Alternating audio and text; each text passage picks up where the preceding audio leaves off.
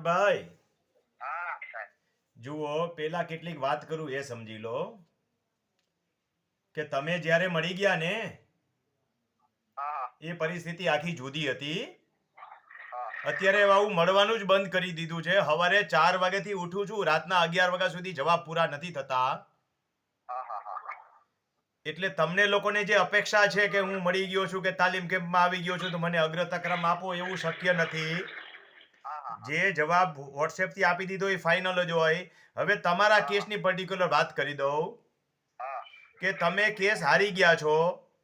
હા રસ્તા અંગેનો પ્રશ્ન હતો, હા મામકોર્ટમાં ચાલ્યો, હા પ્રાંતમાંથી તમે રિમાન્ડ લઈ આવ્યા, હા પાછા ત્યાં હારી ગયા, હા પાછા તમે 26 નીચે પાછી રિવિઝન કરાવી. હા રિવિઝનમાં તમારી અનફેવરમાં હુકમ આવ્યો. એમાં વાંચો છો તમારો ફોલ્ટ શું છે કે આગળ હાઈલા જ જાઓ છો અપીલ કરવા માટે. હારવા માટે કેસ ન લડાઈ ભઈલા. તમે વાંચો, તમારો હુકમ વાંચો કે તમે શું કામ હાર્યા છો કે નથી વાંચો. હા વાંચો વાંચો. તમે પોતે તમારી જમીનમાં બાંધકામ કર્યું છે ને રસ્તો રોકાણો છે, બે હુકમમાં એમ લખેલું છે હા હા હા કે રસ્તો તમે ખુદ રોક્યો છે ને તમે ડાયવર્ઝન માંગો છો તો ક્યાંથી મળે? હા હા સમજાય છે તમારી ભૂલ તમને પોતાને? હા જય હવે તમારે કેસ હારવાનું એક બીજું કારણ તમને કહું.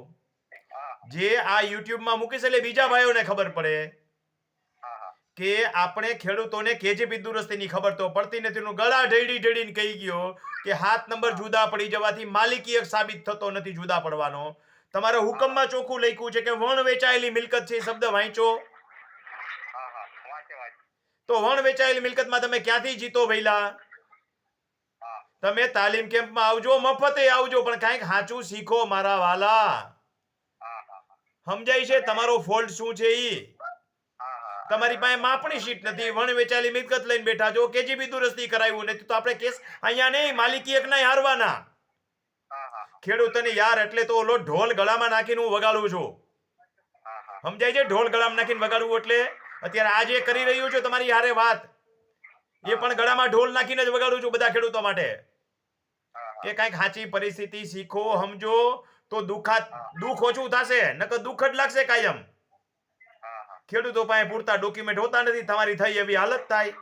તમે ખુદે રસ્તામાં જ્ઞાનના અભાવે બાંધકામ કર્યું છે, માપણી શીટના અભાવે કર્યું છે, હા વણ વેચાયેલી મિલકતનો દાવો કર્યો છે. ક્યાંથી જીતો તમે રસ્તા માટે?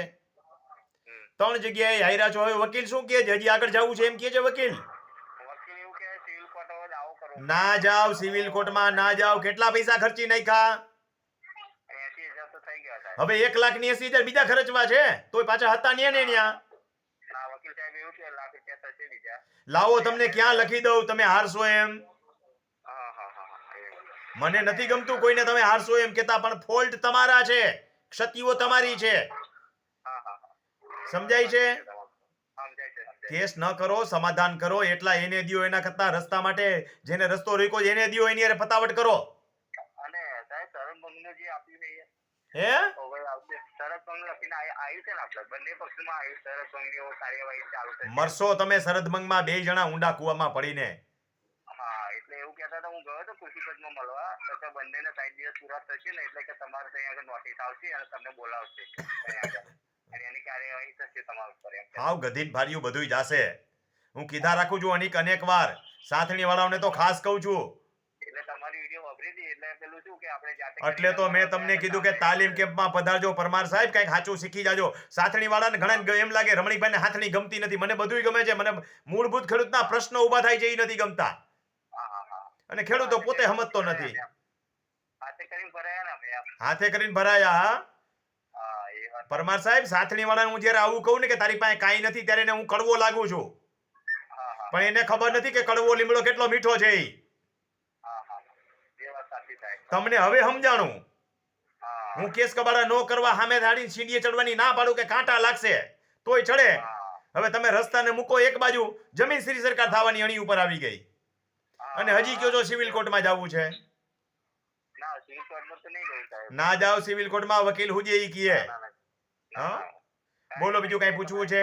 સાહેબ કરીશું કરીએ જઈએ તો હે? પૈસા છે નહીં, ખોટા પૈસા બગાડીને હા. નિકાલ તો આવવાનો જ નહીં ને. જો આ બધું ડોક્ટરની લાઈન જેવું છે. હા